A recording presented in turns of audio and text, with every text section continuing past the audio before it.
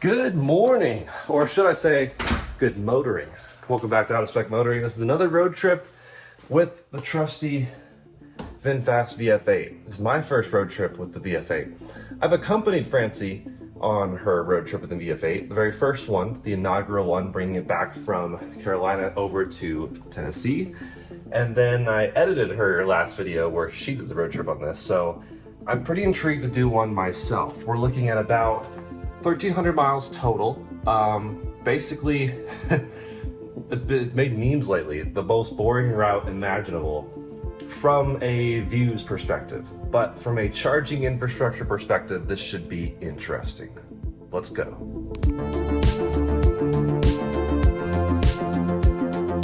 So again, this is the VinFast VF8 Eco Trim. It's the base model, relatively speaking, but the most efficient, which will be great. This car is quirky, it's funny, but hey, it's actually a pretty decent car. It gets you from point A to point B with some style. A lot of people do comment on the styling. They like the Pininfarina design elements, and the beautiful deep ocean, kind of a green color. I don't know why it's called deep ocean, but it's beautiful. It actually is a nice paint. Beautiful, good fleck. And Colton actually was pretty impressed with the build quality in many regards. So we've done a lot with this thing. It's about time to send it.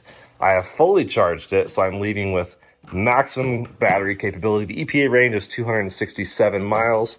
I don't expect to see that anytime during this trip, but I have the benefit of going down a little bit in elevation with some tailwind. So I started by actually going on the app on my phone, which I'll show on the left here, going in the navigation screen there, finding the Electrify America in Colby, Kansas, which I know is the first Electrify America along this route that's working. There is an Electrify America in the, I don't remember what town it is, but eastern Colorado that typically would be there, but they're upgrading all the stalls on it, which means it's been closed for weeks. No current ETA, they're not telling anyone, which is frustrating. So I could bail out at 2 different charge point options, but I'm really gonna try to get to Colby, Kansas, which is the first EA along the route that's open. The car tells me I have to stop and charge for a few minutes, but technically it's just not allowing me to get to Colby with that low of a state of charge. So according to the car, according to how much I have to stop and charge at a charge point, CP 250, I could make it to Colby with 1%. Let's see how that works, shall we? Oh, minus 2% is what's saying now. And that's by going 246 miles. Keep in mind, the EPA of this car is 267. The range test I did 246, I think it was. So this is going to be interesting. I'm also going to go back to the car here, reset the trip, which I always forget where that is. Trip B. Here we go. Reset trip B. So we'll see what my efficiency is getting out there. I have a tailwind in my favor, very, very light tailwind, and we're going down in elevation. So I think that will help make my chances greater. Throwing it in drive mode eco, and currently running with no climate just to keep it cool in here. Really going to try to do the best I can because this would be amazing, stretching it beyond its highway rated range. Because of that, I'm going to try to stick with 70 miles an hour for a while and maybe scrub up speed if I can near the end, but I'm really trying to get to EA. Partially because on Francie's way out here, bringing the VinFast to Colorado, it didn't actually have any success charging on a charge point CP 250. I think it was a CP 250, I'm not sure. So it's had some issues charging on certain chargers. I've actually been able to charge it on one since then, but I don't know, I'm just trying to stick with EA as much as possible, which I think would really help my chances. So easing up to speed here, we're just gonna do the efficient run.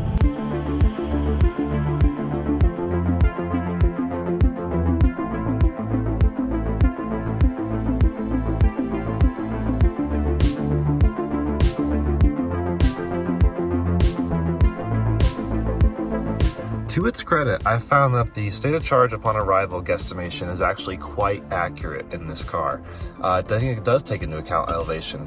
Maybe not so much weather, and maybe not perfectly elevation, but I think that might be fairly accurate, and that might be assuming I do the speed limit of 75. So I really do think I'm going to make it. We are going down 3,000 feet in elevation, I just checked. So I'm feeling hopeful. We'll see though. Also, what's interesting, by the way, we're at 99% state of charge. If I let off the throttle, the regen meter fills up completely. But that's doing what's available regen. So unlike most cars that will, have a reduced regen bar or something, this just gives you an example of how much regen is available, but it doesn't tell you what percentage of the regen is available. It's a different strategy. Obviously, I prefer the normal route that other cars take, and that's one thing maybe VinFast could improve. They start doing updates on that regard, but because when I left off the throttle, I'm basically coasting. There's almost no regen actually happening, unlike further down the battery where I'd actually have more regen available. I'm also going to turn off the driver's attention warning, which you have to do every single time you get in the car, which is really annoying. But that way, if I look at the screen to see what I'm doing, it doesn't freak out. If I blink too long, it doesn't freak out. It's very sensitive. It has this IR reader thing. By the way, it keeps thinking there's someone in my blind spot to my left, and there is no one to my left. But I'm gonna turn that off just so it stops beeping at me.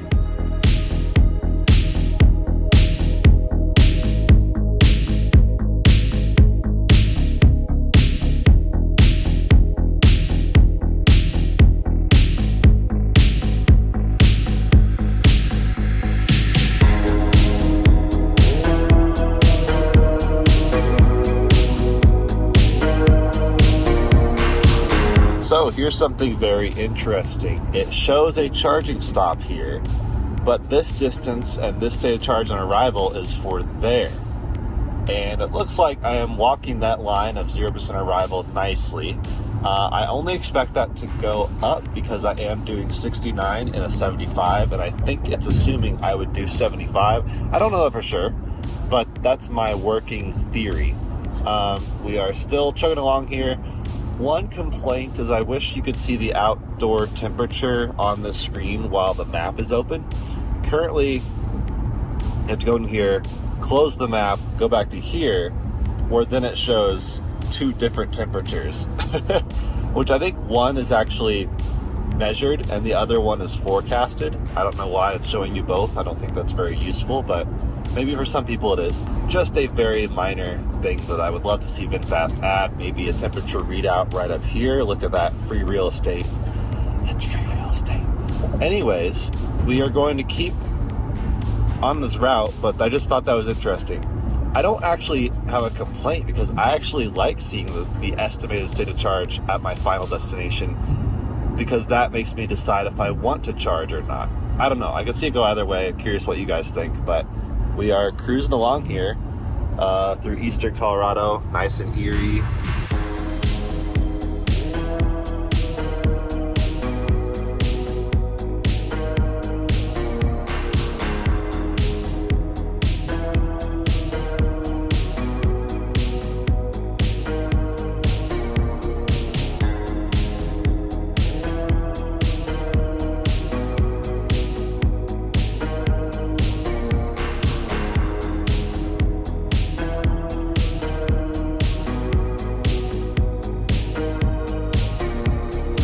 Things are looking good. I have scrub speed up to just over 72. In fact, I'm gonna go 75 just for a bit and see what changes, because this went from -2% working its way up to now 3% on arrival. I did check the wind, by the way. The Windy app has pointed out that in fact I do not have a tailwind. It's a very slight crosswind, which is not helping me. Statistically, I would have a tailwind along this route, but I guess the odds are not in my favor today. So I still think, oh, there we go, dropped from 3 to 2%. So maybe I'll scrub a little bit of speed off. Just trying to find that balance of like 2 to 3% arrival. I do know that AC shuts off in this car when you hit about 2%, even though the car doesn't know it does. It does. But I'm leaving AC off for now anyways, so we'll see. I'm feeling great though. This is awesome. I'm gonna hit the range test estimate plus 1 mile on my first stretch. That's really highlighting the benefit of this car's overall range. It's really not too bad. And of course, I love road tripping Kyle's Model 3, but this can objectively go further on a charge than that. Of course, once you're out on the road, it doesn't really matter too much, but the initial stretch where I left at 100%, that's really where it's showing its capabilities.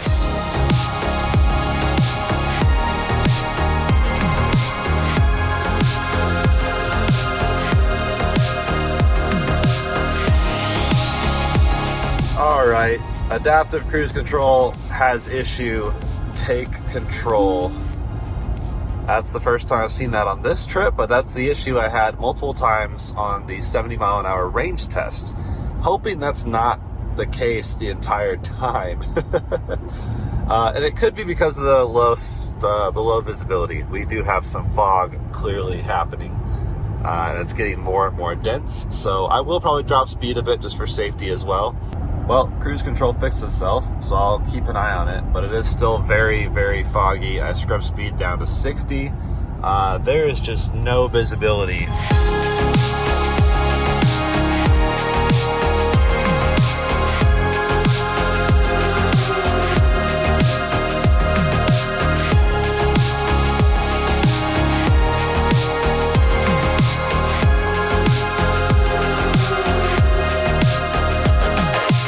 So I've basically already proven I can make that. I still kind of want to and not stop anywhere, but I've been drinking a lot of coffee, and here's the thing. I was pretty confident I could make this stretch leaving my house all the way to Colby, Kansas for Electrify America.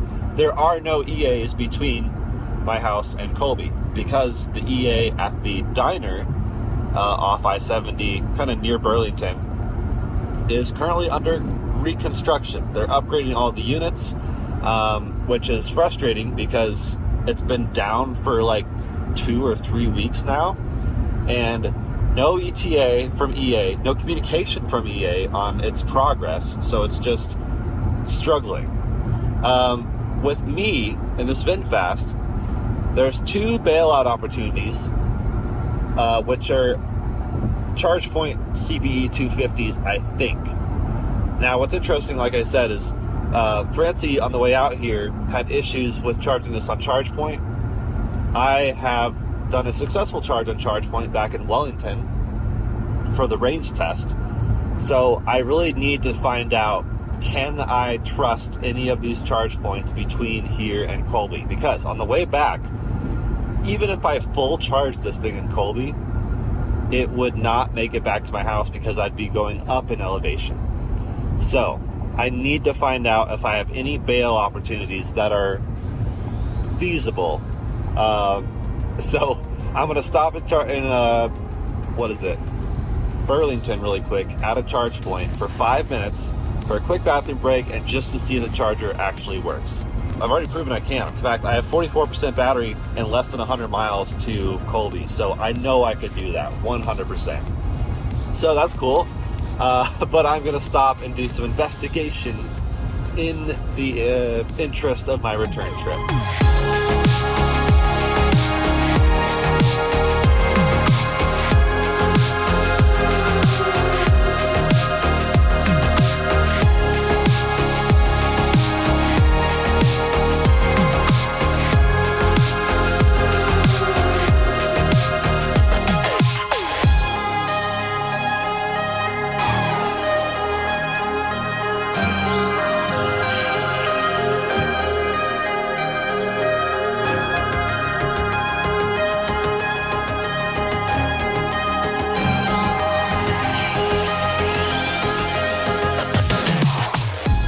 Alright, popping off the highway at 30% state of charge and still guesstimating 1% arrival in Colby, even though I had some higher speeds there for a second. Yeah, still confused why it only, oh, there we go. Once I drop below 5 miles an hour, that's when the side camera turns on, when the turn signal is activated. Not very useful, honestly, with what it shows me, but I guess that's a feature. Wonder if you can turn that off. And now it says camera not available, speed too high. So it's like, it did a thing and then it threw an error about its own thing it did. Yeah, still interesting that it shows all these stats for the final destination, but not your immediate next stop. I think most people would find that not ideal. I only need a 5-minute stop here. It's really just, like I said, investigation. But welcome to Burlington, Colorado. Not much to see. One of the last stops before hitting the Kansas border. But I see some charge points over there. According to the ChargePoint app and PlugShare, 2 of them are broken and 2 of them are functioning. So time to try one of the functioning ones. See if we can get a good charge in just for a couple minutes to see if it works. Plug in. See CCS. Ugh. Huge heavy cables. Open that up. Taking 2 hands. Okay. Got a yellow V. What we want to see is a dark, or a blinking green. I heard contactors clicking. Says charging on the charger. And we have a red V. It went red and then it turned off. And it says charging stopped. That did not work. Okay. Car did not like that. Charging fault. Detach, connect, try again. All right, I'll try again. Second try is a charm. God, that was scary. So that makes me feel more confident that I can head back home from here. It was 175 miles to get here, so that's still a pretty long stretch. But honestly, if it works on this one, it'll probably work on the one in Lyman, which is the other charge point between here and home. So I do have options. I just wanted to make sure it works on ChargePoint. Again, Francie had an issue that was before her update at VinFast dealership in Wichita, Kansas. So maybe that fixed it. I don't know. There's a lot of potential things, but I'm just glad this works. This will be a quick 5-minute charge before I go to my main stop at Electrify America. All right, just to let you guys know, we've done 2.9 miles per kilowatt hour. Pretty good for this car, 175.5 miles. Going to stop charging now. Only got about 6%. Just a really quick charge, just because I want to blast over to the next stop, which is Colby. Okay. What's cool is 42 cents per kilowatt hour, only in effect until 9 a.m., which means I just made it before the surge pricing, which is still not bad. 48 cents per kilowatt hour at this stop between the hours of, I think, 9 a.m. and 8 p.m., something like that. All the beeps this car makes. Okay.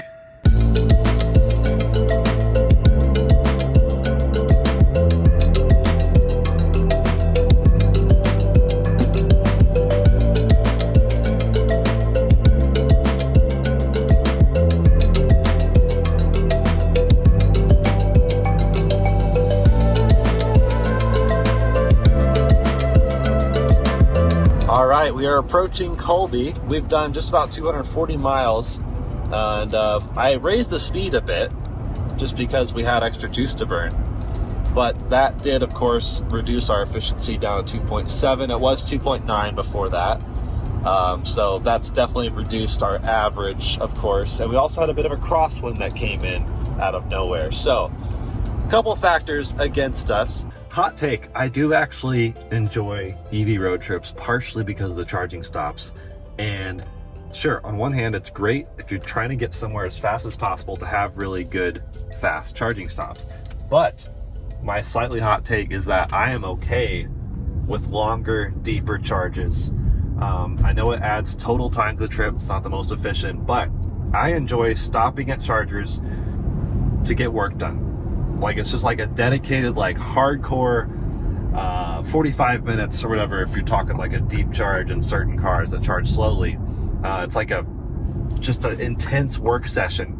And maybe it's like the ADD in me that like needs that kind of intense work section to really thrive. I don't know.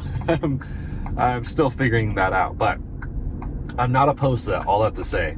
And I don't have like a urgent...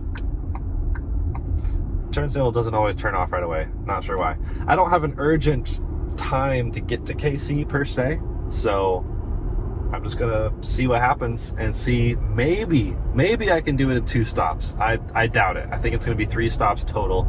I'm also gonna see what the VinFast route planner says, because last time I tried it, it told me to go to Rivian Adventure Network, which is not possible. So we'll see what it says once we get to this charger. We also have a frozen map here. It still thinks we're back getting off the highway thing. Not really sure why. Yeah, now it won't move around the screen. It is a Walmart, so that's nice, I guess. Pretty expected.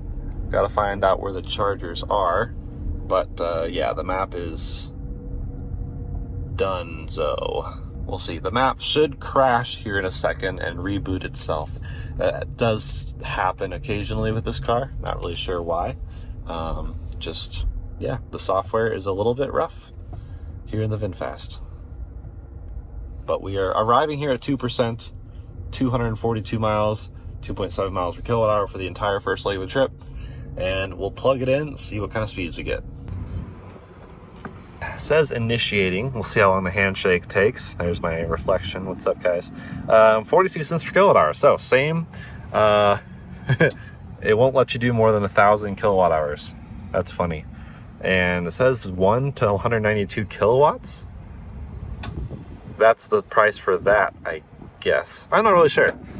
350 kilowatt station. So we'll see. Nice snappy charging screen.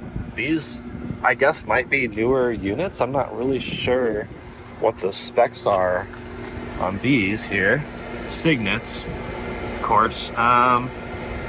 Yep, okay. So let's see what we get here. But ramping up already, we should see about 140 kilowatts, and I'm kind of mapping the charging curve on this car right now just to see what I should be expecting at each charging stop. But 130, this is ramping up nicely. We'll see what we get up to. And I think it'll hold about 140-ish kilowatts up to about 45%. And then it drops down gradually to about 90, and then it holds 90 until like 80% state of charge. So that's pretty sweet. We'll keep an eye on it. Got some goodies, and looks like we are derated. No idea why. 35% state of charge. It's dropped to 90 kilowatts already, which is a preemptive derating if you ask me. No climate's on, so not sure what that's all about, but that's just what we're living with. Because these charging stops are so frustrating, I really do think I'm not even going to record this anymore because it's just not a good session anymore. Because this car charges so poorly, I'd rather not keep getting the charging stops. There's just not enough of a surge down low in the pack to justify lots of short charges. So I think I'm going to charge really deep here, go to Salina, charge really deep there, and then go to Kansas City. So it's be a 2-stop trip, which is not bad. A Tesla would probably do 3 or 4 stops, but they'd be quick, fast, in and out. So as you can see in this screen recording, I just plotted the directions on the VinFast app to Kansas City, just to see what it would do with its route planning. It's telling me to stop at Rivian Adventure Network and charge. There's no way to exclude that from the app, as far as I can tell. So that's the scary part, is a lot of people would just own this car and try to take it on a road trip and follow the directions, which means you would arrive at a Rivian Adventure Network charger, which is currently locked to Rivian. So this car would not be able to charge on it. That's ridiculous. But doing some math, I plotted then to Salina, which says I could get there if I left now with 61%, stopped and charged for about 30-ish% to arrive in Salina with 11%. All that math adding up to meaning if I left here with like 80-ish, I could arrive in Salina with 0-ish. Well, the car keeps shutting down even though I'm in it, and even though I do that, doesn't listen to me, it'll still shut down. I guess it needs camp mode or it will absolutely shut down. All right, folks, we've dropped to 28 kilowatts. We are at 90% state of charge, almost an hour, $33.93. That is a wrap, absolutely a wrap. We are stopping, we are moving on. There's no way I can't make it to Salina on this tank of electricity. So let's mob, let's get out of here, start the car, 300 miles an hour. That's hilarious every single time. Expected range, 200 miles, 240 miles. That's not gonna happen. But if we route, let's see if it'll do it here. We'll just put, let's see, electrify. See, I should have sent it from the app, but I didn't think about that. Electrify America, Salina. There we go. Navigate. Okay, 6%. I can work with that. So that means we'll use effectively 84% of the battery to go 200 miles. Yeah, that's not bad. I do remember as we arrived here, you know, the state of charge dropped a bit precipitously at the end. So I am going to try to leave about a 5% buffer heading there, but we are looking pretty good. That was, again, a very long charging stop. Far longer. You know, if I was an EV6, I would have been in and out in 1/3 of that time. But we're in a VinFast. But again, I'm not actually upset. I got some work done, some editing. It was a very useful charging stop. So I'm just gonna work with what I got and embrace it. Another minor complaint, every single time you get in the car, you do have to go back into driving style, change it to eco if you do want to do eco. And you also have to go back out of here, go back into vehicle, drive aids. That stayed off for some reason, but the driving mode did reset. I can't ever figure out which things stay on versus which things don't. Maybe it's because I never fully got out of the car and locked it. No, I did, but it was charging. I don't know. Not sure what quantifies as being fully asleep in this car.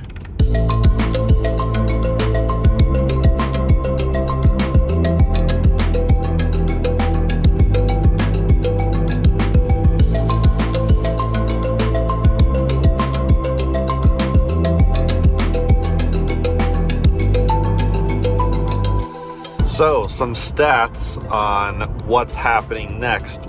We are dropping another 2,000 feet elevation to Salina, which is at 1,200 feet. We just left Colby, which is 3,200 feet. But we have a crosswind. We did see some of the wind turbines just now, and over there, we can kind of see in the distance, they're blowing. We have a crosswind of about 15, gust about 20 miles an hour. That's a bit rough, and in fact it's a crosswind, almost a headwind. Like from us, it's like coming from that direction, so about my 10 o'clock, I guess I would say. So that it will hurt efficiency for sure. Dropped from 6% to 5% almost immediately on the stated ETA, so I did scrub speed down to 70. We'll see if that helps. I'll keep an eye on this here, but it still says we'll make it. But man, I had to charge to 90%. If only I had my tailwind, which usually helps me through Kansas on all my other drives through Kansas.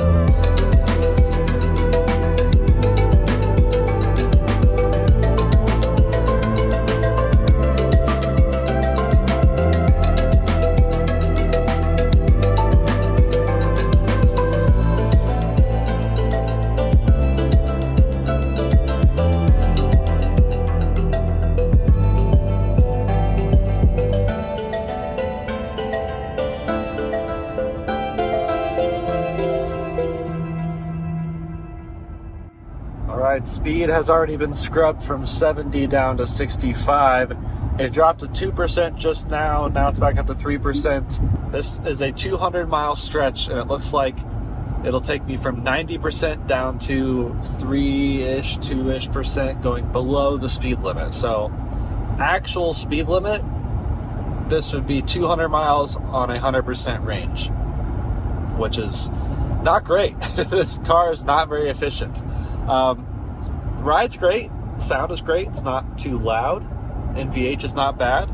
I'm pretty comfortable. Driver's assistance is working really well. We had that error earlier on in the morning, but haven't had that error since, which is good. So yeah, not too many complaints. I still have AC off, so I have that to my advantage. Haven't had to use AC.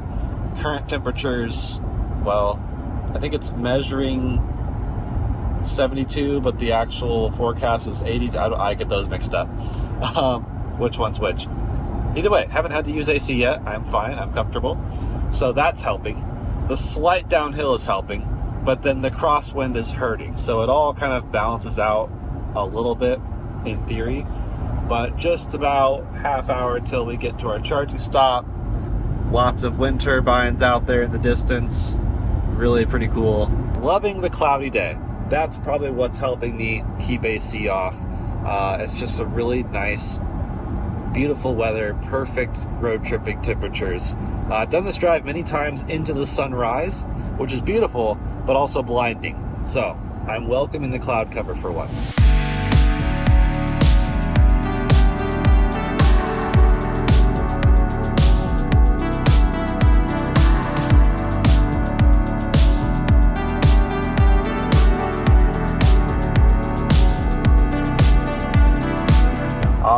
Coming in hot. I scrubbed speed just a bit. Maybe scrubbed is the wrong word when you're going up, but I added a little bit of speed just at the end here, just so I could get down to 1% state of charge on arrival, and because people were passing me like crazy. But we are just about there. By the way, I have a Cadillac limo in front of me with no tag as the license plate. Kind of great. But this EA is unfortunately over 2 miles off of the highway. It's another downside to EA compared to all the Tesla superchargers. They're pretty much all right off the highway, whereas here I have to go, basically 4 times 2, 8 minutes out of my way just to get to the charger. It's really quite frustrating and not...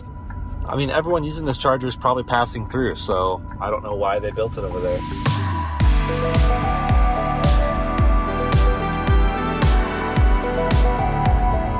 Here we go. Well, that doesn't look good. Looks like someone here is working on it, or 2 of them. And I guess we're gonna cross cables here because this ID4 is using this one and he's at 93%. Nice. The nice gentleman just informed me that the one on the very edge is all set to go. I guess he just finished working on it, so I'll plug in over there. Because, I don't know why this ID4 is crossed over to that one.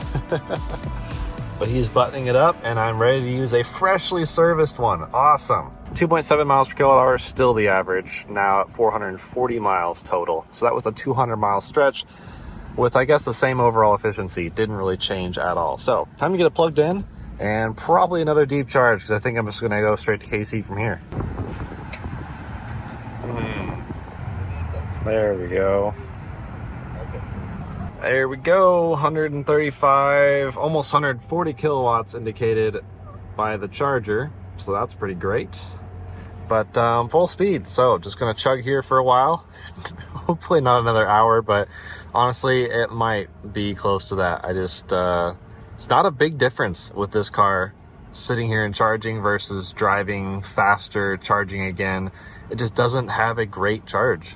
There's the details for that charging session. The tech asked me to move. I guess he was about to kill this charging session on the first station. So I guess those 2 must be banked together.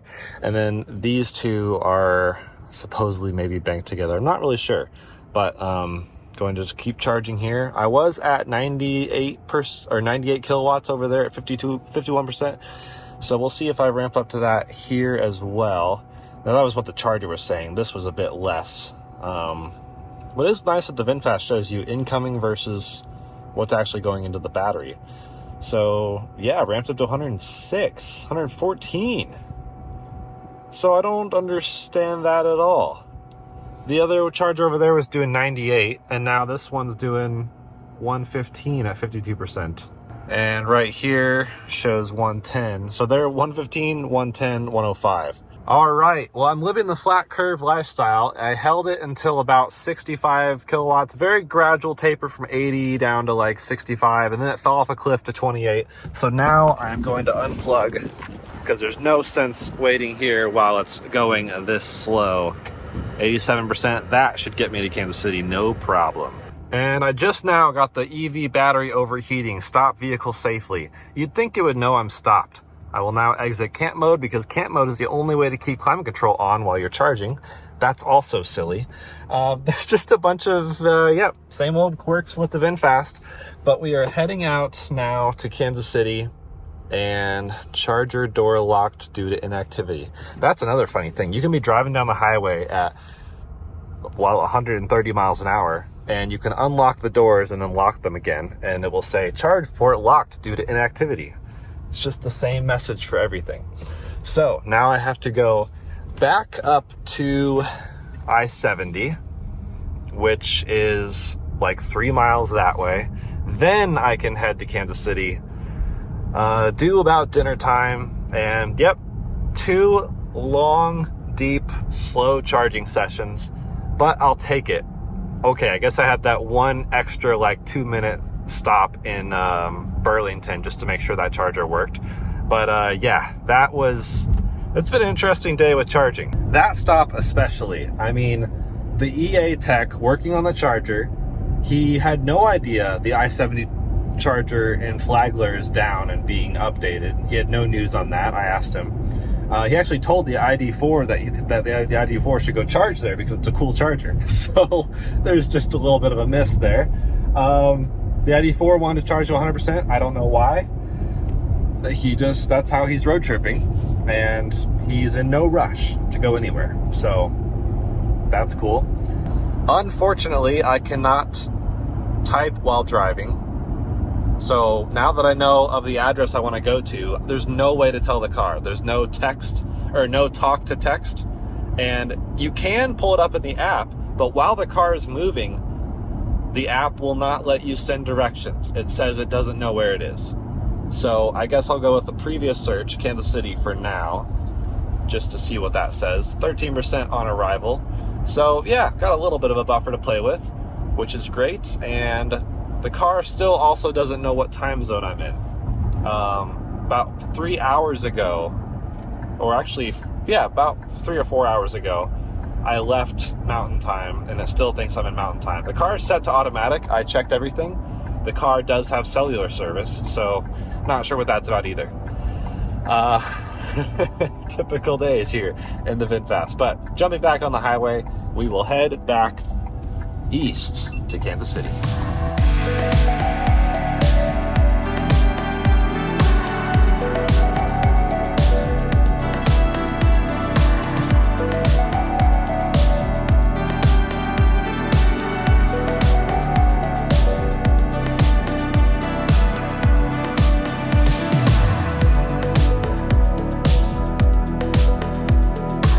All right, I bumped the speed a bit more again because I decided to stop on this side of Kansas City. So I could have made the whole stretch to KC from Denver with 2 charging stops, 2 deep charges.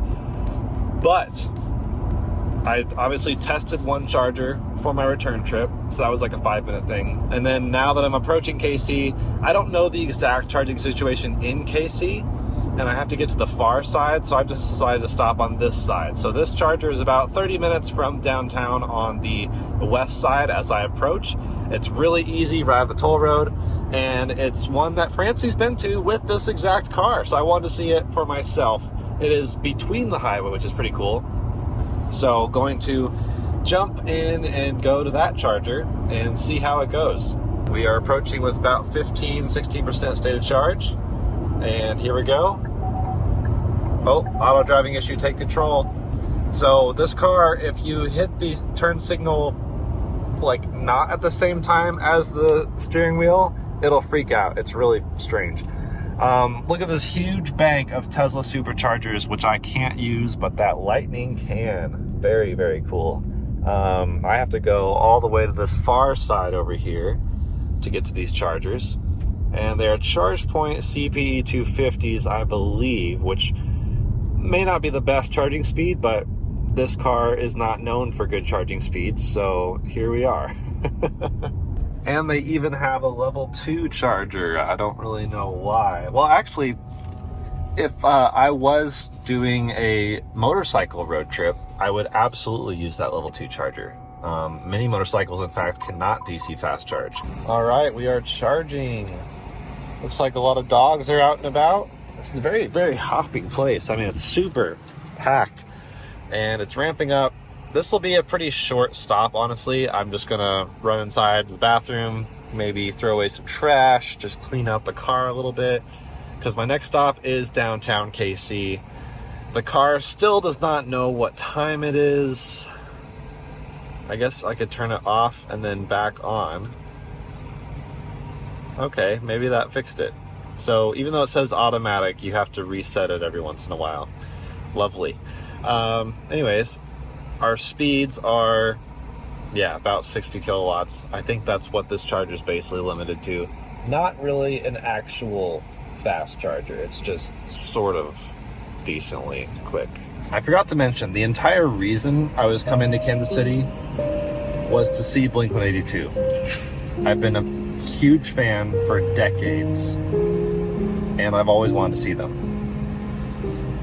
They just canceled. And I basically made it to Kansas City. Where are you? And I'm so sorry. I mean, all is not lost. Like, my family's here.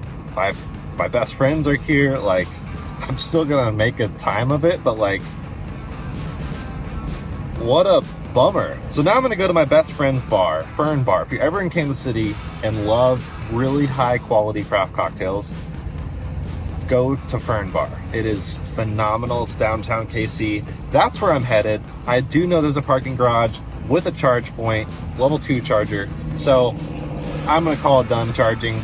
The car just shut off randomly. I turned on camp mode and it was like, actually no. So nothing's on the screen. I guess I'll go. This is actually kind of a nice light cable. I'm kind of impressed. And this is cheap charging, I believe. 16 cents per kilowatt hour. I'll take that. Holy cow, that's fantastic.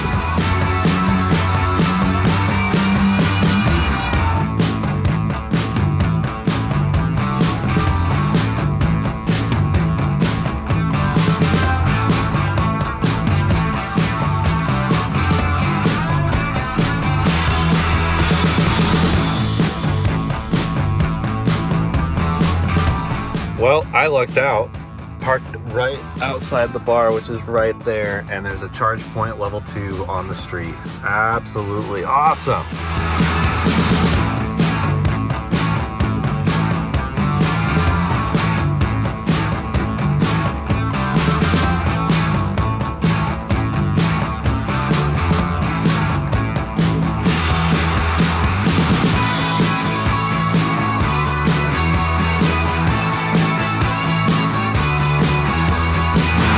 All right, been here for quite a while. Saw some friends, and yeah, just parked at this charge point right here.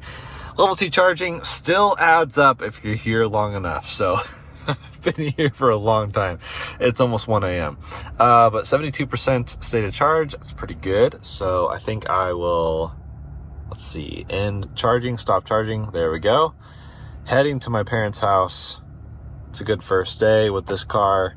And yeah, let's see, 600 miles now. So that's basically my house to Kansas City. Charging stopped. 2.6 miles per kilowatt hour was the total. But yeah, very nice.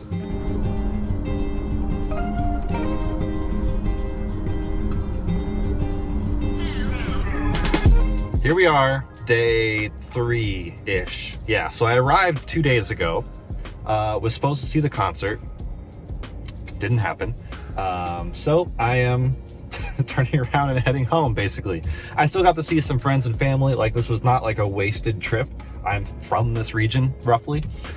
So it's still good to see friends and family and even have them see the VinFast, and they liked it. I mean, they're like, wow, cool, fancy, nice car. Granted, they have much older cars, so maybe the bar is low, but the VinFast honestly turns a lot of heads. I'm just driving around Kansas City right now, and people are like double taking, looking at this intensely, somewhat in confusion, but also maybe somewhat in like, oh, cool, nice color. Everyone loves the color of this VinFast, the deep ocean. But I am heading to meet a friend now. I charged deeply last night. Found a free charge point charger, level 2 charger, 1 mile from my parents' house in a very safe location. I looked at all the fine print. There was nothing that said I couldn't park there overnight. There was no one even there anyways. So showed up, plugged this thing in, and lowered the amperage on the VinFast screen, which is cool that you can do that. So it did a slower charge, which meant I set it to charge at about 3 or 4 kilowatts. So it charged overnight, finished charging at about 7 a.m. to 100%, which is when I picked it up, and drained it a little bit immediately. I just didn't want the battery sitting that high. It's hard on the battery. So now I am back at 89%. Officially, VinFast says 90% is like a good charge limit. You know, lower is better, but I'm just gonna chilling at 90 here. But heading to meet a friend for coffee before I head back home. Today is a long drive. I might even split it. I might even car camp somewhere. I'm not really sure what to expect, but it's early afternoon at this point. We'll see how I feel. Right now I'm feeling great, so I'm probably gonna just push it all the way home, see how the chargers are on the way back through Kansas. It is a mixed bag for sure, but I'm over here at another free charge point charger. I'm just getting some free juice. It's great. It's fantastic. And this way I can leave with as much charge as possible, because I'd like to push it all the way to Salina again, which is almost 200 miles the other direction. We'll see. I do see Tesla superchargers over here, so that's pretty sweet, but not what I'm looking for. There's the Tesla superchargers, which are basically full. Holy crap. I think I found them. Wow, look at that. We have a Nissan Ariya and a Lexus RZ 450e using that one. So I will pop over here. I'm not sure if they're load shared. By the way, sometimes when I put it in reverse, it does one nice reverse camera. Other times it does the worst quality other reverse camera. I don't know why there's 2 cameras and the 360 cam. I cannot figure it out. If anyone has any ideas, please let me know. Any VinFast owners in the comments. It's unusual, unpredictable behavior. So charge up. Let's see what happens. We are charging. These are provided by Evergy. They all have these signs, which are pretty nice. It tells you what to do with an EV and what to do if you're a gas-powered vehicle. It says, please don't park here because it's equivalent to blocking a gas pump. Interesting terminology there. And by the way, the charge point I charged it last night, same exact one as this, the same signs. The guy was there, his name was Bill, super nice guy, just bought his Model 3 Silver 2018, awesome. He bought it for 21 grand, great deal. And yeah, I'm raising the charge amp current, by the way, back up to 29. See what that gives us here. Should be about 5 kilowatts. But yeah, he was trying to figure out public charging, which is really cool. He road tripped his car from St. Louis, so about 300 miles away or so, a little less, and stopped and charged at superchargers. Obviously very easy, but he was trying to figure out charge point. That was an interesting qualm. He kind of went to some sketchy website that said charge point, but it wasn't, because, you know, Google ads are really sketchy sometimes. So I think he gave his credit card to the wrong company, but it was a free charger, so I don't know. But I finally showed him how to install ChargePoint app, use it. It's fairly straightforward, but if you've never done anything like this before, it is new turf. So right now it says if I stayed here and charged, it would take about 2 hours, 45 minutes to get to 100%. I'm not going to be here that long. I'm hoping an hour and a half. I'd like to be on the road by 2, if that. So that should give me just over 90% though. And I'm curious, before my friend Brent gets here to pick me up, I'm going to see what would it take to get to Salina, Kansas from here. Navigate. What would I arrive with? So I would arrive with 16%. So I'm going to get that buffer up to about 20%, which is great. So it's 175 miles total. And as we could see from my trip out here, yeah, it burns through juice on the highway. Not the most efficient. I'm also going to reset trip B. So on the way out here, I averaged 2.6 miles per kilowatt hour. 730 miles total. I did a little bit of driving around the city, so I'll be resetting that. And here we go. We'll see what that says on our way back to Colorado.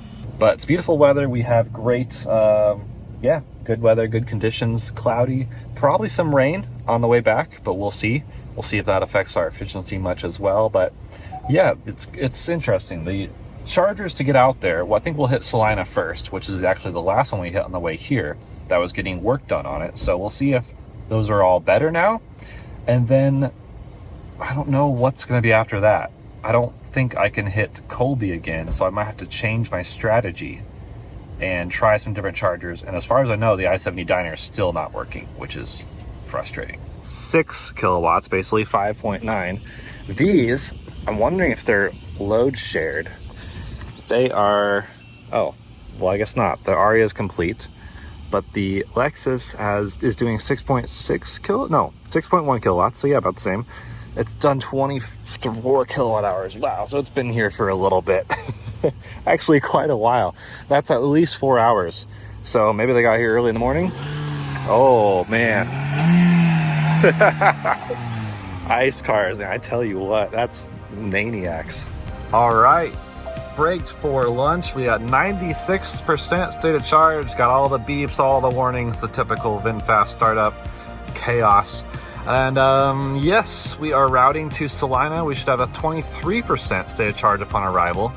When I did the route planning, once again, to review, if I go to, let's just say Boulder, Colorado, we are looking at minus 162%. I don't even know how it calculates that. Okay, never mind. I guess not doing that. Exit, settings, which you can't do while you're navigating, which is obnoxious. Add charging stops. Okay, let's try this time. Map. There we go. Boulder. Navigate. Where will it tell us to stop if we followed it? 4 charging stops. No way. It also tells you the end time without the charging stops in mind, which is crazy. EV Connect, Rivian Adventure Network. Cannot charge there, but it thinks we can for some reason. 2-minute stop at Electrify America. What? 0 second stop.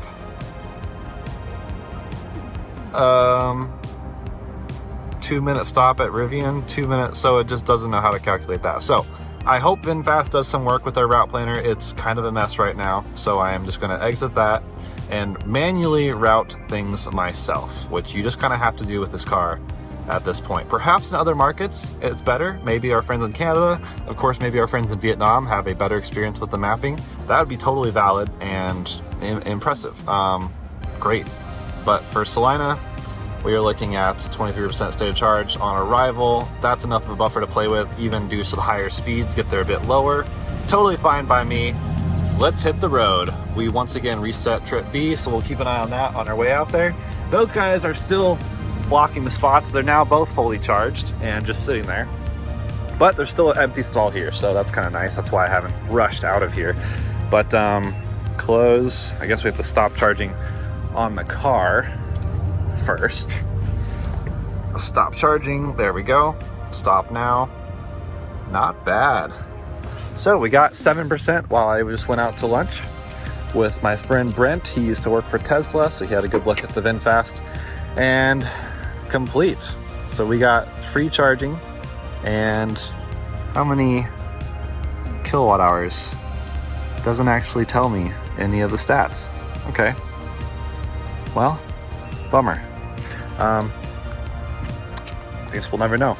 It's funny though, seeing this grocery store, 4 free charge points. And if this was in Boulder, these would be full all day.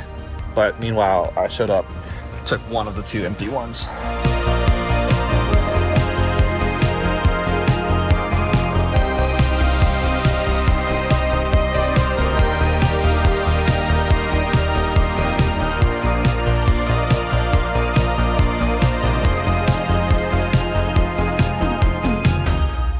So we are cruising along here on I-70. Got my sweet setup.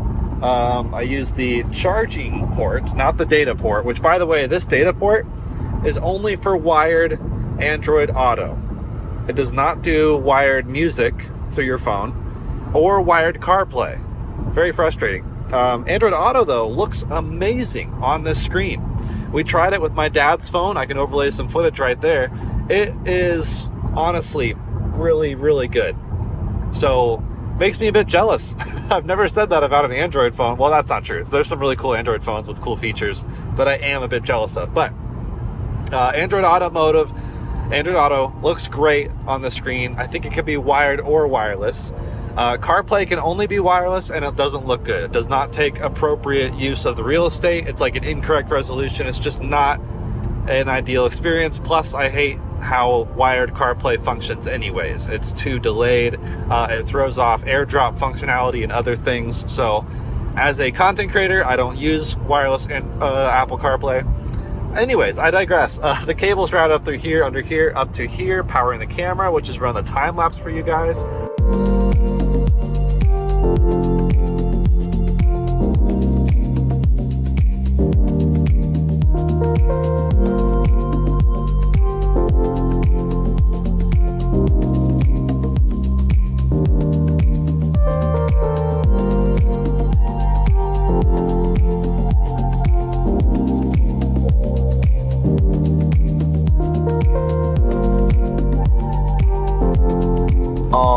We have exited for our first charge of the day, besides the little, slow charging at high V. But this is Salina, which we went to on the way to Kansas City. And unfortunately, it's over 2 miles off of the highway, which is just frustrating. The frustrating existence of some of these EA stations. I've already ranted enough about that. Anyways, I tried something different this time. I decided to go 10 over the speed limit, which brought us down 15% lower than the original estimated arrival of about 25% state of charge. But it got us here almost 20 minutes earlier. So, was it worth it? I think yes. This car does not charge that well, but in 20 minutes, I should easily get the 15%. Plenty more than that, actually. Probably, 40% maybe? We'll see. We'll see how much I came out on top, but we got here faster at a lower state of charge. We should be able to charge up quickly, saving time overall. Because the other strategy, the opposite of that, is drive at slower speeds and stretch it, go further on a charge or charge less at this stop. So it could have been a shorter charging stop, but not by more than the amount that I saved by driving a bit quicker. Here we go. Let's see if anyone is joining us. And yes, we have a Subaru Solterra rental car, looks like, from Colorado. So we're going to pull right up here, plug right in. Nice. Looks like the chargers are all back online, although that screen is out. And the guy was just working on it 2 days ago. So not sure what that's all about. I'm hearing contactors clicking. By the way, they're not even charging. So they're just sitting there, taking up a spot, possibly the only other working 350 spot, which is, well, no, the very far one on the edge seems to have CHAdeMO and 350, which is pretty sweet. But this, I think, is starting. Let's go to the battery screen here. Come on. There we go. And ramping up. So when 450, let's just say 453 rolls around, that I guess could be the ETA, something about 455 or so. When that rolls around, we should have much more than 25%, which is what we would have gotten here with, according to the car, if I had followed potential speed limits. But ramping up, another thing I'm going to test at this station is if this starts ramping below peak speeds earlier than I think it should, I'm going to see if it's because of the thermals of the station, the handle, something like that. We've already ramped up to 140 kilowatts, which is pretty much peak. Although the station says 138, this says 134, receiving 131. That could be because of AC. We'll turn all this off. There we go. So if it starts ramping down, I'm going to quickly unplug, switch to a different station, and see if that helps anything. Still trying to figure out the maximum theoretical charging curve of this car, and haven't quite sorted that yet because it keeps derating much sooner than it should. And because it already charges poorly, I need all the help I can get. Our efficiency so far, in case you're curious, 2.3 miles per kilowatt hour. So not great. It's almost as bad as a Rivian. That's kind of expected because we are going slightly uphill in elevation all the way to Denver, and we might have a headwind. I'll check on that. But yeah, that's higher speed efficiency, if you ask me. All right, so the Subaru left. They were just sitting there for a while, not really sure. I guess they unplugged at some point. We just derated massively right after 31%. I don't think that's part of the charging curve, so we are going to unplug. Also, we only charged for 9 minutes and we're already past what we would have been if we had arrived like 10 minutes from now. So yeah, definitely worth me going faster, which makes me think I might just go to Hayes next. Looks like that station is indeed, it could be not working, or maybe the screen is not working. I'm not really sure, but all right, let's try this again. See if it is the charging curve or the station got hot or the handle or something. All right, took 3 different tries to get the tapper to read my EA pass in my wallet. More clunking over there, so we should see this fire right up. Handshake time of about 40 seconds is what we measured before on our 10% challenge. And let's see what actually happens here. Wow, it's much cheaper to become an EA member. So if you're doing a road trip, by far worth it to get Electrify America Pass, because it went from 56 cents per kilowatt hour down to 42 cents. If you do some quick math, that's definitely worth it. So we'll see what it ramps up to here. So we've ramped back up to full speed. Something was getting hot on that station. No idea why, but now we're back up to full speed. So we'll see how long it keeps it at this. And if it ramps down again, I'll move again. But let's just see while we're here on the map, exiting that, if we were to go to Hayes, which we should just be able to type electrify. What's funny is the car wants me to go to Hayes and charge at Rivian, which is not possible. But Electrify America is right next to Rivian at Hayes, so that would work just fine. And we are looking at minus 6% of who left now. So if I charge to 50%, that'd give me a 10% buffer. So realistically, I may as well charge to like 60% and then blast down there again, burn through that buffer again. It's only 100 miles away, just under that. So honestly, we're doing quicker charges this time. The opposite of the strategy I took before. What will be more interesting is the trip, I guess, once we pass Colby, because then we have no EAs, because the EA at the I-70 diner is still down. All right, we derated again, now at 40%. We're just going to try again and see if anything changes. 41%, I don't think we should be doing 100 kilowatts, actually just under 100 kilowatts. So let's see, do we think this one's working? Guessing no. This is on, so what's possible? I'm gonna try it. I'm just gonna try it and see what happens. We're out here experimenting anyways, so this would be very funny.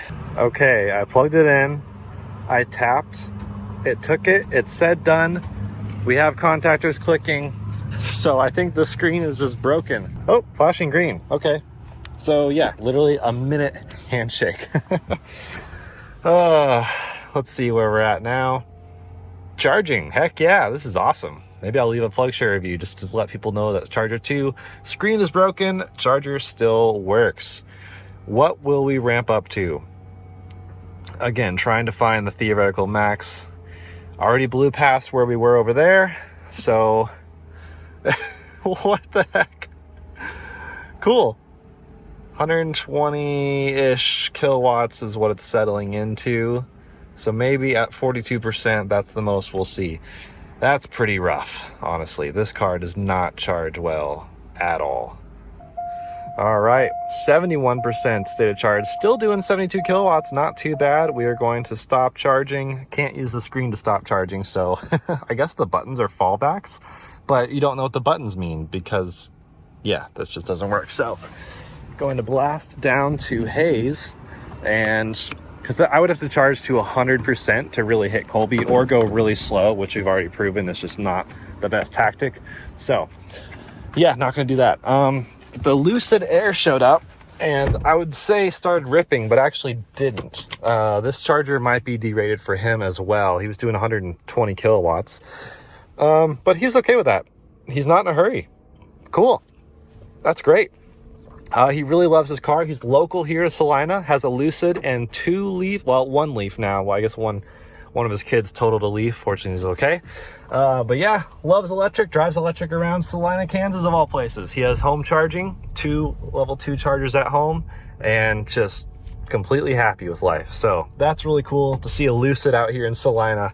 Very, very awesome. And he loves it. It's a Lucid Air Pure. It's getting almost 5 miles per kilowatt hour, just tootling around town. Sometimes they'll do road trips. They've actually done, I think, 20,000 miles on that car just this year. So really loves getting it out. That's awesome. So onwards to Hayes. Got to drive 5 minutes back to the highway again. I hate this. And yeah, I haven't been to Hayes to charge, I don't think, ever. I've always skipped it. So time to actually see what it's all about, see where the Rivian Adventure Network is that this car thinks it can use. And yeah, maybe I'll take a photo next to that. That'd be kind of funny.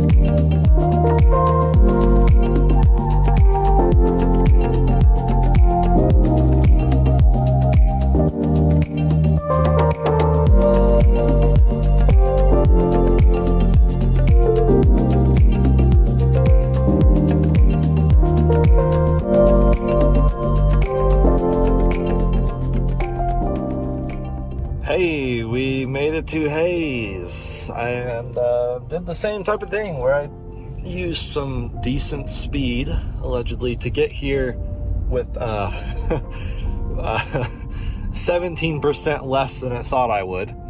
I actually didn't go that fast, though, which is interesting. So I think the route planner really does struggle with higher speed expectations. Just basically Kansas highways in general. So finding the charger, not the Rivian charger that it tells me to go to, but the EA charger, which I'm guessing is at Walmart. And we'll plug right in. Looks like an i4 is probably just leaving if he is traveling through like I am. But hoping for good speeds here, and I might be doing the same strategy as before where I unplug and replug if I get any derated charging. No one there to share the chargers with, so that's nice. But yeah, here we are at Walmart. Lovely. Also, if you're curious, 2.2 miles per kilowatt hour. Yikes. Ah, yes. Lovely. Let's see what's available. Those are available. Okay, so struck out on this one. Maybe I should have checked the app first. All right, so that charger is broken, and this one, the NFC reader, is broken. Had to start it from my app, which fortunately did work. And we'll see what we ramp up with here. So I don't have that many options. If speeds ramp down here, I'll simply reverse until that charger reaches. Try that charger, see if that helps. But yeah, that one's out. I don't want to take a Chatamo charger just in case a Leaf shows up or something, which is not unheard of. I've seen Leafs out here. But pretty quick start right there, ramping up gradually. Let's see what we peak at. I'm guessing right about 140 as usual. Yeah, right up to 130, so we're not even seeing full speeds here. Also, we do have a pretty significant crosswind, so that definitely hurt efficiency as well. And we've been climbing elevation. There's just a lot of things going against us here, but I think we'll blast over to Colby after a shorter charge here. Colby, I think, is about 100 miles away as well. And so yeah, I should need 60% or so to get over there. And then we will see what's next, but man, it just takes a while with this car. It doesn't charge fast, and the chargers are not in optimal locations, honestly, through Kansas. There are more than just these EA chargers, but they are 100 kilowatts, which granted isn't too far off the peak of this car anyways, but yikes. 34% derated. Let's move back. All right, this was also broken. So Why? How hard is it? Let's see. Sorry for the wind. Like I said, it is windy, but we are ramping up here. Let's see if the speed improves. And then our theory is correct. EA is basically derating. I don't know if it's a VinFast, but this happened to me at the EV9 as well. So I'm led to believe there's maybe they got more picky with the temperature sensors. I don't know. Actually, what I should have done is tried the other handle. That would have been interesting. If this happens again quickly, I'll try the other handle and see if that does any different things.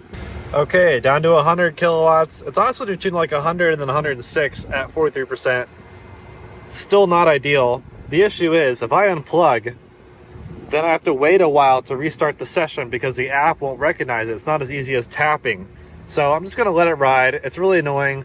I'll try the same strategy again in Colby. I know those are different units, slightly newer ones, and we'll see if that has any difference.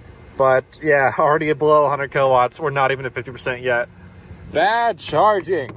All right, well, I'm just gonna do another 100-mile stretch. It feels so silly to go only 100 miles, but I don't think that's gonna be correct. Charging to 63%, we are doing 75 kilowatts, which is not, not ideal.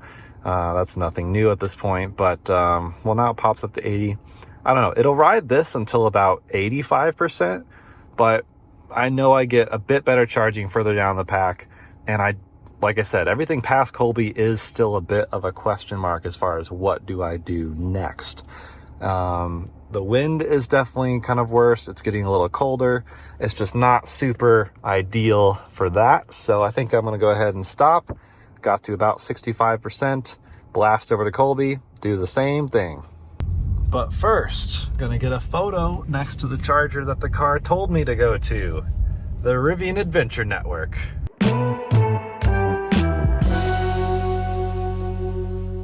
All right, I just had to be humored. It obviously didn't work. But what's funny is I thought I was stuck for a second because once you plug a charger in, the car will try to charge. And there's no way to stop charge or unlock the charger cable. And the Rivian station doesn't have a thing to unlock the charger cable. So I had to wait forever for it to actually fail on the car side. Then I was able to safely remove the charging cable. So I knew that wouldn't work. That was just, I had to get a photo for the memes. Moving onward to Colby. And once again, not great efficiency. We'll see how the efficiency is getting over there, but I expect it to be more of the same.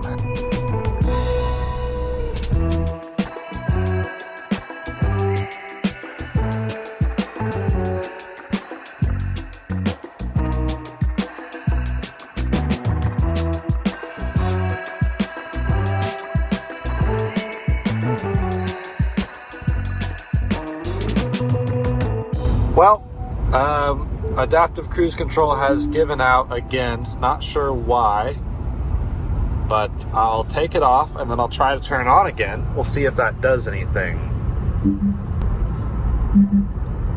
Nope. It is currently not letting me set any sort of cruise control. Oh, there we go. So, intermittent issue. I don't understand why, but that seems to be a bit of a trend with this car, I think. So, business as usual, I guess. Gonna slow it down a bit though, because our state of charge on arrival does keep dropping. I won't say precipitously, but definitely has dropped to the single digits. And just in case, if the chargers are not working or drastic sudden headwinds, I like to leave a little bit of a buffer. Not always, but I don't know. I'm just playing it safe tonight because it's going to be a late night. I spoke too soon. This is about 20 seconds after the last clip. So adaptive cruise is failing again. So I guess I'll keep trying. Okay, there we go. Try it again and it's working. I don't know. All right, as we approach our exit, the mysteries continue. Reviewing the footage of just a little bit ago, I discovered when I parked at Walmart, apparently trip A reset itself 4 miles, actually 3.9 miles before we hit that Walmart back in Hayes. I have no idea how. I touched no buttons. I literally was just driving. So I have no idea why. It's frustrating because Trip A was supposed to be our lifetime stats, and it just reset itself. I'm genuinely confused. So I know I didn't accidentally reset it because there's literally no way. I didn't have the screen up or anything on the highway. So I don't know, unless someone's messing with me and has access to the app and reset it that way, but I don't even think that's possible. It's also annoying that the screen goes away after about 5 seconds. But we are about to exit for Colby. Probably my last charging session with daylight, if I had to guess. And I'm gonna go find Walmart. Another Walmart. I'm hitting like all the Walmarts through Kansas. Good old Walmart tour.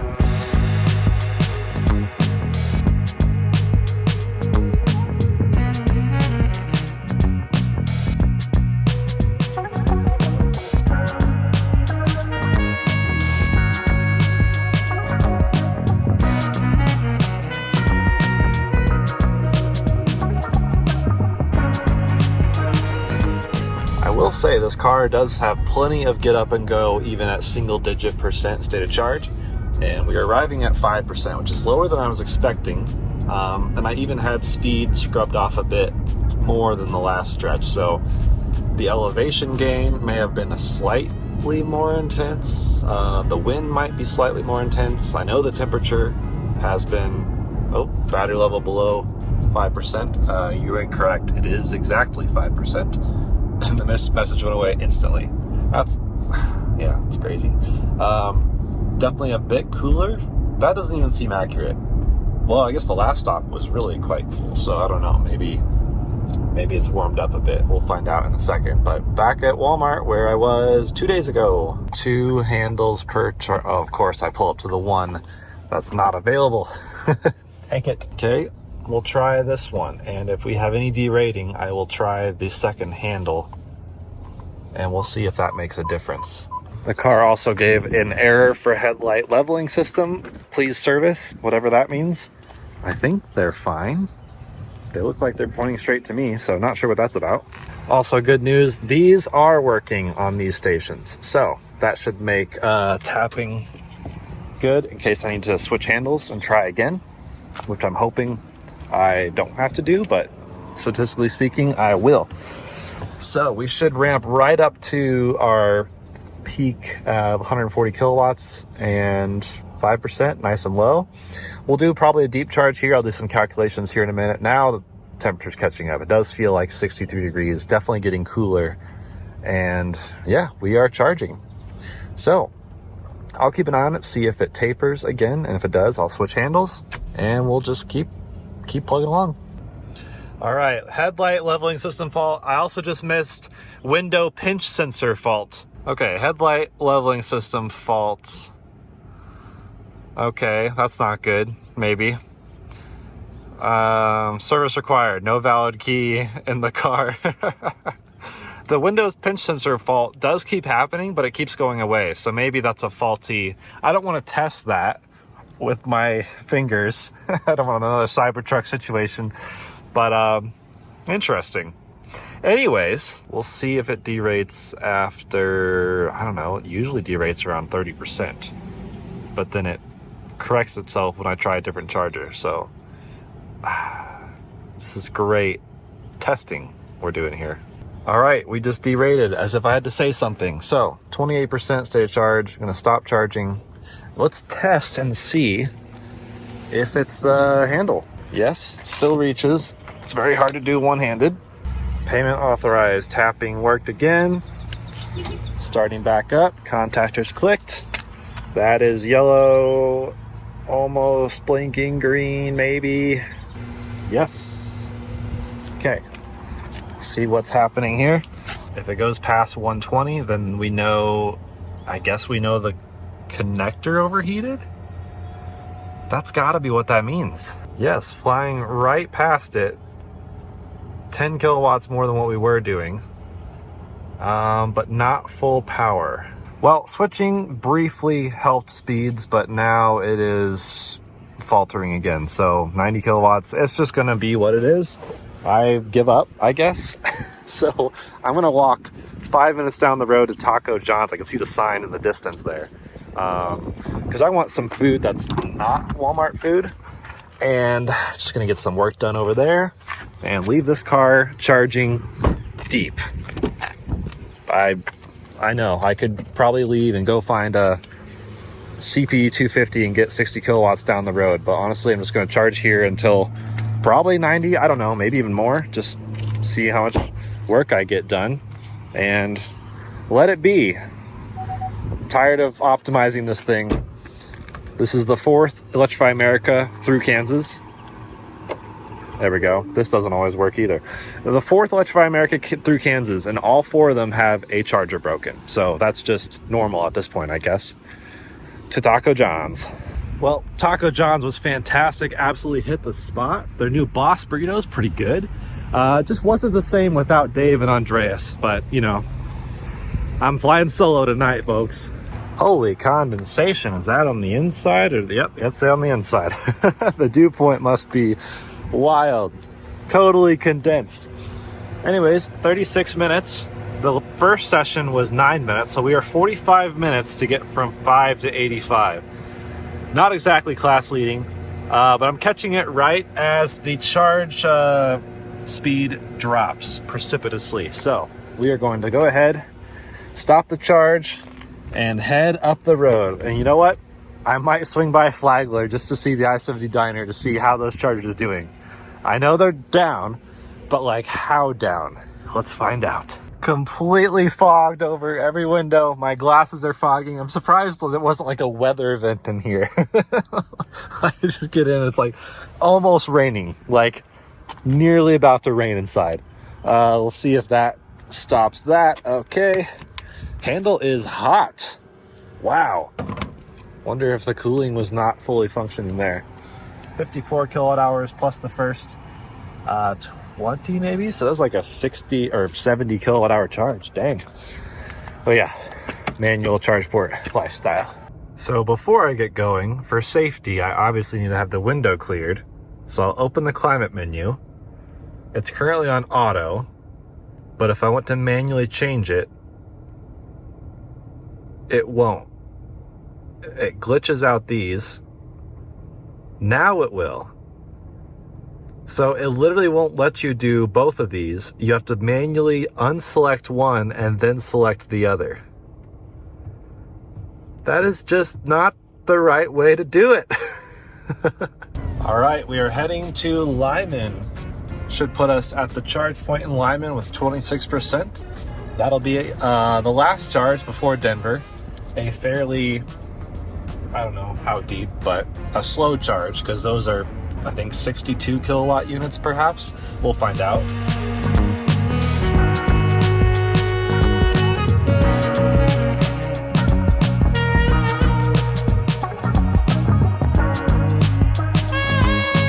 Okay, I'm not gonna burden you guys with dark, boring GoPro footage.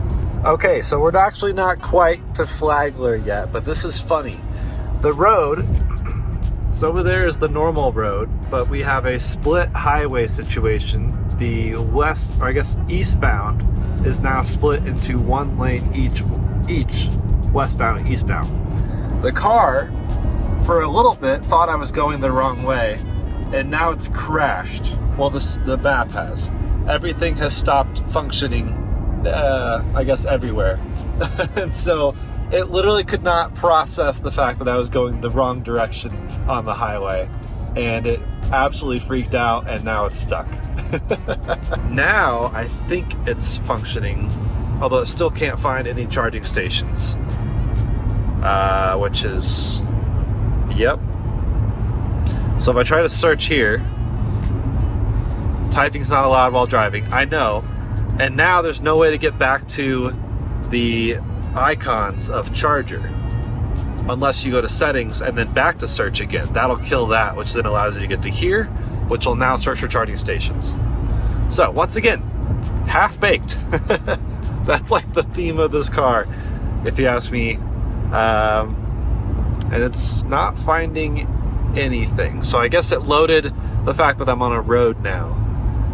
And we are, by the way, back on the highway with no construction. So we got out of the construction zone, which I think initially threw it off. But trying to get to Flagler, which is somewhere over here. Yeah, things aren't loading. So, all right, guess I'll navigate on my phone. And then I don't have any state of charge on arrival guesstimates, but that's okay. All right, well, the map never actually loaded anything. So I don't know if it's broken or what. It won't find chargers in Lyman, which it did earlier, and I've broken it. But anyways, we have exited here at Flagler, which is where Electrify America I-70 Diner is. And I've wanted to see it, and I do see brand new hardware over there. You probably can't see it because it's really, really dim. But we are going to investigate, see how it looks.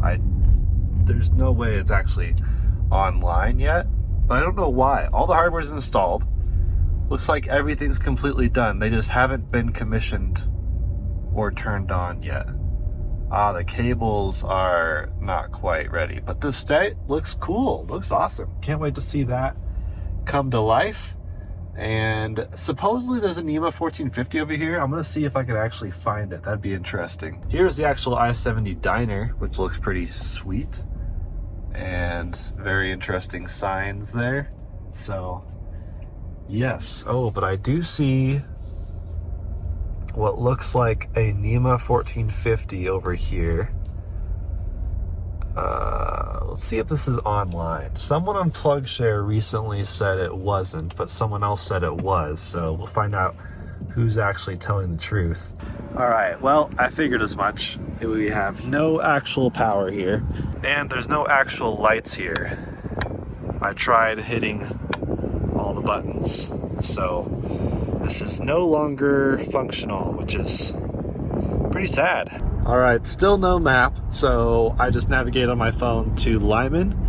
That is 33 miles away. We have 33% state of charge, which means I'm guessing we'll arrive with about, oh, by the way, the turn signal no longer, well, for a while now, the turn signal hasn't been sensitive enough to like that kind of press, like just a tap turn. Sometimes it does, sometimes it doesn't. It's kind of annoying. Anyways, yeah, I think we'll probably get there with about 15% state of charge, something like that. And hopefully everything works. So I'm gonna go probably a bit under the speed limit because the risk of if this charger doesn't work is pretty rough. Yes, the map froze again and the map is gone. Now it's just the background with charging station search. Stuck.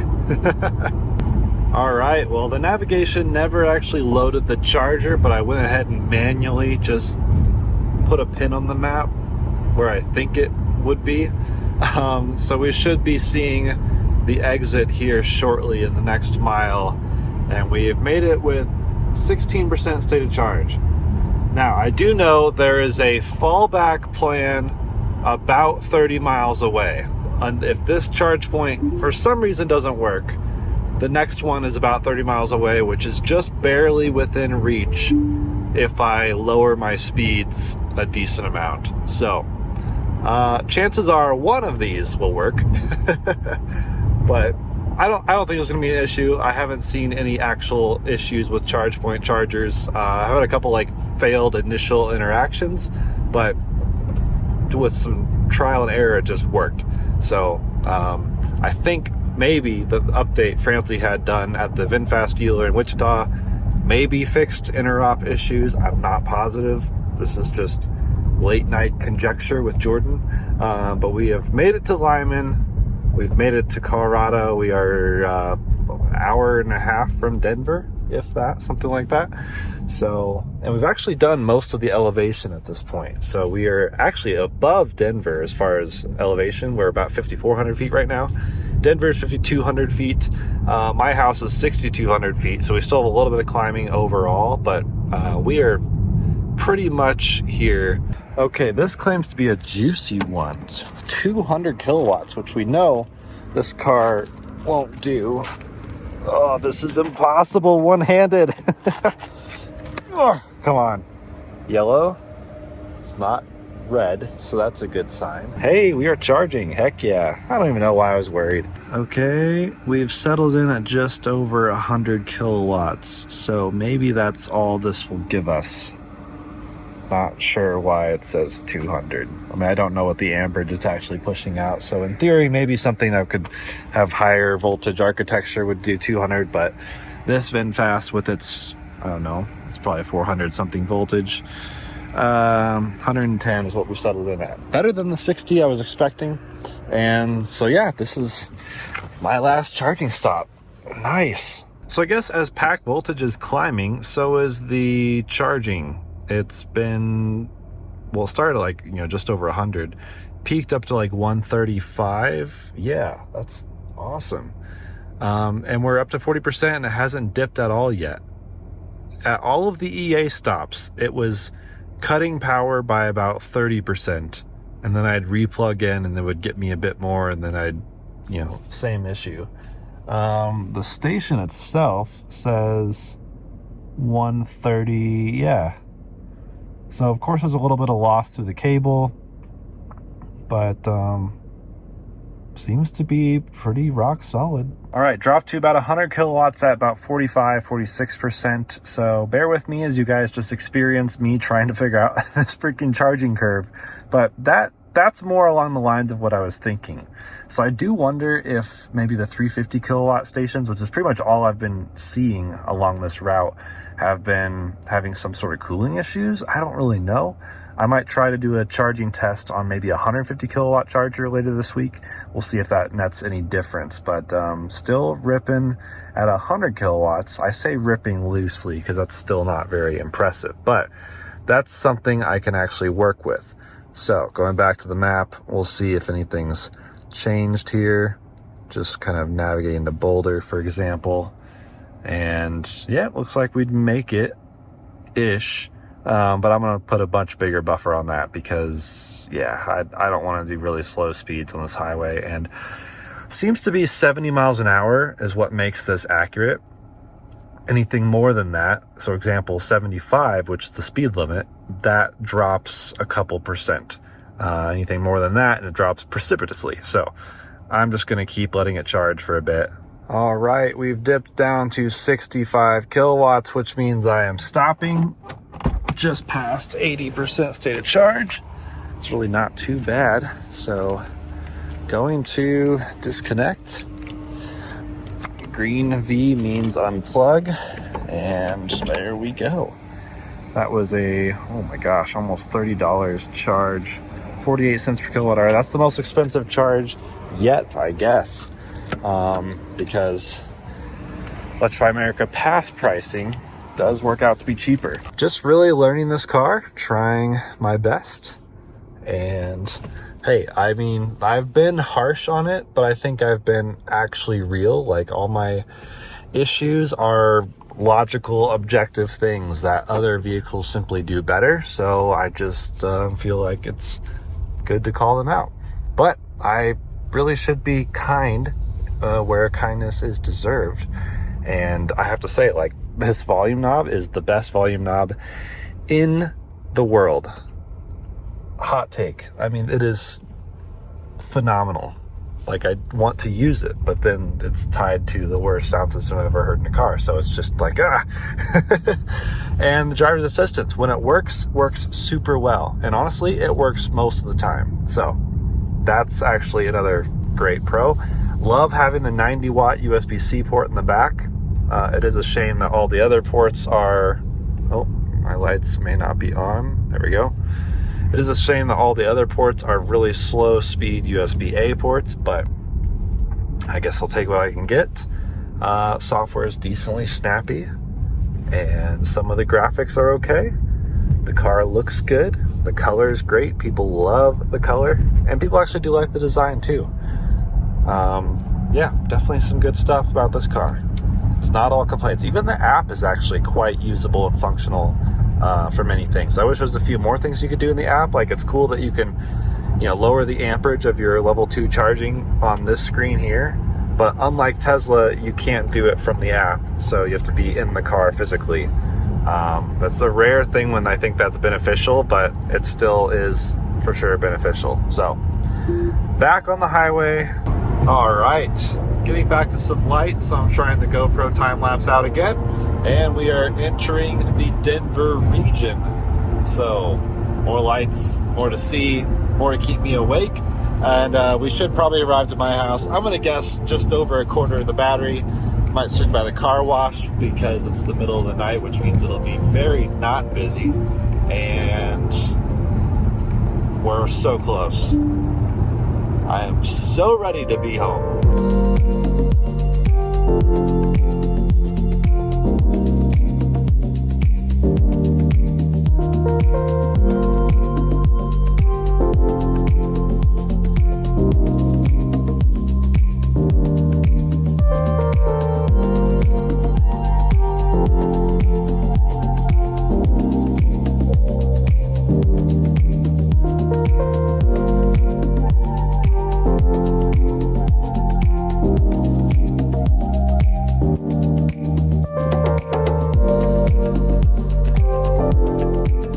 Parking assist fault, service required. That's like the 4th service required fault on this road trip. But made it to the car wash. So join me in the morning for some final thoughts. But it feels good to go to bed with a clean car. You know, it's kind of like washing your clothes before bed or doing your dishes before bed and waking up to a clean kitchen. It's just feels good.